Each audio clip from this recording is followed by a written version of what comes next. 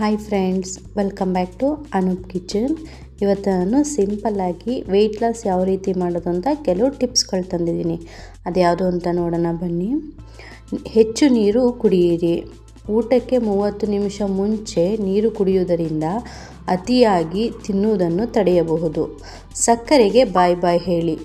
Tea, coffee ಹಾಗೂ ಸ್ವೀಟ್ಸ್ಗಳಲ್ಲಿ ಸಕ್ಕರೆ ಪ್ರಮಾಣವನ್ನು ಆದಷ್ಟು ಕಡಿಮೆ ಮಾಡಿ.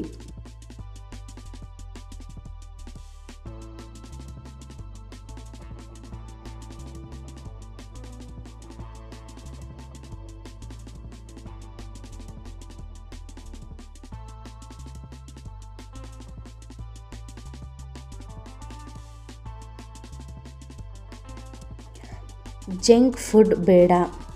ಎಣ್ಣೆಯಲ್ಲಿ ಕರಿದ ತಿಂಡಿಗಳು ಮತ್ತು ಪ್ಯಾಕೆಟ್ ಫುಡ್ನಿಂದ ದೂರವಿಡಿ. ನಿಧಾನವಾಗಿ ಅಗಿದು ತಿನ್ನಿ. ಆಹಾರವನ್ನು ಚೆನ್ನಾಗಿ ಅಗಿದು ತಿನ್ನುವುದರಿಂದ ಜೀರ್ಣಕ್ರಿಯೆ ಸುಲಭವಾಗಿ ಬೇಗ ಹೊಟ್ಟೆ ತುಂಬಿದ ಅನುಭವ ಆಗುತ್ತದೆ. ನಾರಿನಂಶದ ಆಹಾರ ಫೈಬರ್. ಹಸಿರು ತರಕಾರಿಗಳು ಮತ್ತು ಹಣ್ಣುಗಳನ್ನು ಹೆಚ್ಚಾಗಿ ಸೇವಿಸಿ. ಚೆನ್ನಾಗಿ ನಿದ್ರೆ ಮಾಡಿ. ದಿನಕ್ಕೆ 7 ರಿಂದ 8 ಗಂಟೆಗಳ ಕಾಲ ಉತ್ತಮ ನಿದ್ದೆ ಮಾಡುವುದು ತೂಕ ಇಳಿಸಲು ತುಂಬ ಮುಖ್ಯ. ಸದಾ ಆಕ್ಟಿವ್ ಆಗಿರಿ. ಲಿಫ್ಟ್ ಬದಲು ಮೆಟ್ಟಿಲುಗಳನ್ನು ಬಳಸಿ. ದಿನಕ್ಕೆ ಕನಿಷ್ಠ 20 ರಿಂದ 30 ನಿಮಿಷ ವೇಗವಾಗಿ ನಡೆಯಿರಿ. ಮೊಬೈಲ್ ನೋಡುತ್ತಾ ಊಟ ಮಾಡಬೇಡಿ. ಟಿವಿ ಅಥವಾ ಮೊಬೈಲ್ ನೋಡುತ್ತಾ ತಿಂದರೆ ಎಷ್ಟು ತಿನ್ನುತ್ತಿದ್ದೇವೆ ಎಂಬ ಅರಿವಿರುವುದಿಲ್ಲ. ಹಾಗಾಗಿ ಮನಸ್ಸಿಟ್ಟು ಊಟ ಮಾಡಿ. ಗ್ರೀನ್ ಟೀ ಅಭ್ಯಾಸ ಮಾಡಿ. ದಿನಕ್ಕೆ 1 ಅಥವಾ 2 ಕಪ್ ಗ್ರೀನ್ ಟೀ ಕುಡಿಯುವುದರಿಂದ ಮೆಟಬಾಲಿಸಮ್ ಹೆಚ್ಚುತ್ತದೆ ಮತ್ತು ಕೊಬ್ಬು ಕರಗಲು ಸಹಾಯವಾಗುತ್ತದೆ. ಮನೆ ಊಟಕ್ಕೆ ಮೊದಲ ಆದ್ಯತೆ. ಹೋಟೆಲ್ ಊಟದ ಬದಲು ಮನೆಯಲ್ಲಿ ಕಡಿಮೆ ಎಣ್ಣೆ ಮತ್ತು ಮಸಾಲೆ ಬಳಸಿ ಮಾಡಿದ ತಾಜಾ ಆಹಾರಗಳನ್ನು ಸೇರಿಸಿ. ಲಿಕ್ವಿಡ್ ಕ್ಯಾಲೋರಿ ಕಡಿಮೆ ಮಾಡಿ.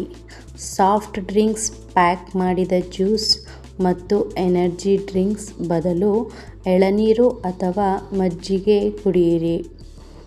ರಾತ್ರಿ ಊಟ ಬೇಗ ಇರಲಿ. ಮಲಗುವುದಕ್ಕಿಂತ ಕನಿಷ್ಠ 2 ಗಂಟೆ ಮುಂಚಿತವಾಗಿ ರಾತ್ರಿ ಊಟ ಮುಗಿಸುವುದು ತುಂಬ ಒಳ್ಳೆಯದು. ಸಲಾಡ್ಗಳ ಬಳಕೆ. ಊಟದ ಆರಂಭದಲ್ಲಿ 1 ಬೌಲ್ ಸೌತೆಕಾಯಿ, ಕ್ಯಾರೆಟ್ ಒಳಗೊಂಡ ಸಲಾಡ್ ತಿನ್ನುವುದರಿಂದ ಅತಿಯಾಗಿ ಅನ್ನ ತಿನ್ನುವುದು ತಪ್ಪುತ್ತದೆ. ಇವೆಲ್ಲ ಟಿಪ್ಸ್ಗಳನ್ನು ಬಳಸುವುದರಿಂದ ವೇಗವಾಗಿ ನಿಮ್ಮ ದೇಹದ ತೂಕವನ್ನು ಇಳಿಸಬಹುದು. ಇದೇ ತರಹದ ಟಿಪ್ಸ್ಗಳು ನಿಮಗೆ ಬೇಕೆಂದರೆ ದಯವಿಟ್ಟು ನನಗೆ ಕಮೆಂಟ್ ಮಾಡಿ. ಇದೇ ತರಹದ ವಿಡಿಯೋಗಳಿಗೆ ಪ್ಲೀಸ್ ನನ್ನ ಚಾನಲನ್ನು ಸಬ್ಸ್ಕ್ರೈಬ್ ಮಾಡಿಕೊಂಡು ನಿಮ್ಮ ಫ್ಯಾಮಿಲಿ ಫ್ರೆಂಡ್ಸ್ಗೆಲ್ಲರಿಗೂ ಶೇರ್ ಮಾಡಿ. Thank you. ಚಿಕ್ಕ ಪ್ಲೇಟ್ ಬಳಸಿ.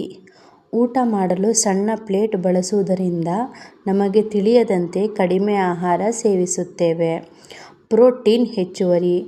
ದಿನನಿತ್ಯದ ಆಹಾರದಲ್ಲಿ ಮೊಟ್ಟೆ, ಬೇಳೆಕಾಳು ಅಥವಾ ಪನ್ನೀರ್ನಂತಹ ಪ್ರೋಟೀನ್ ಯುಕ್ತ ಪದಾರ್ಥಗಳನ್ನು ಸೇರಿಸಿ.